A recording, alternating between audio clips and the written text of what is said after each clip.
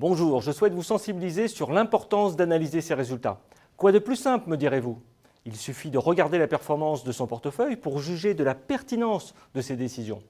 En fait, ce n'est pas suffisant, c'est même plutôt réducteur. Par exemple, dans quelle phase de marché je suis le plus à l'aise? À la hausse? À la baisse? En phase neutre? Je suis suiveur? Je suis contrariant? Quels sont mes temps faibles? Quels sont mes temps forts? Autant de questions auxquelles la seule lecture de la performance n'apporte pas de réponse. En résumé, l'enjeu est de comprendre son process d'investissement pour accentuer ce que l'on maîtrise et réduire ce qui nous pose problème. En pratique, tout le monde en parle, mais personne ne le fait. Pourquoi? 1, car cette démarche est fastidieuse, et 2, car 3 biais nous empêchent d'emprunter ce chemin. Le premier biais, c'est le biais d'auto-attribution.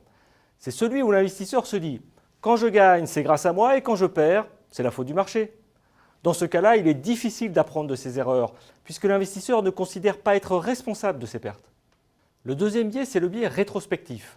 Là, l'investisseur se dit a posteriori « je le savais », comme si les événements passés avaient pu être anticipés si nous avions été un peu plus clairvoyants. Dans ce cas-là, il est difficile d'apprendre de ses erreurs. Le troisième biais, c'est l'illusion de contrôle. C'est celui où l'investisseur se dit « comme j'explique bien le passé, donc je peux bien prédire l'avenir ». Dans ce cas-là, il est aussi difficile d'apprendre de ses erreurs car l'investisseur pense qu'il peut contrôler des événements aléatoires. Maintenant, vous mesurez bien tous les obstacles qui vous empêchent de comprendre vos véritables comportements. Vous allez donc pouvoir analyser vos résultats et répondre à des questions clés. Est-ce que j'applique toujours ma stratégie? Ou bien est-ce que je suis parfois mon instinct? Quel est mon taux de réussite? Quelle est la moyenne de tous mes gains? La moyenne de toutes mes pertes?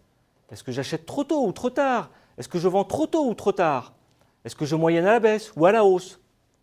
Au-delà de l'analyse de ces actions, il est vital d'accepter l'incertitude des marchés, de prendre la responsabilité de ses actes, de rester humble et d'accepter qu'une part de chance est à l'origine de ses succès.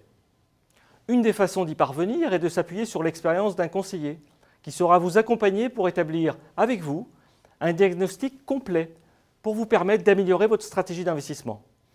Voilà, merci de m'avoir suivi et à très vite.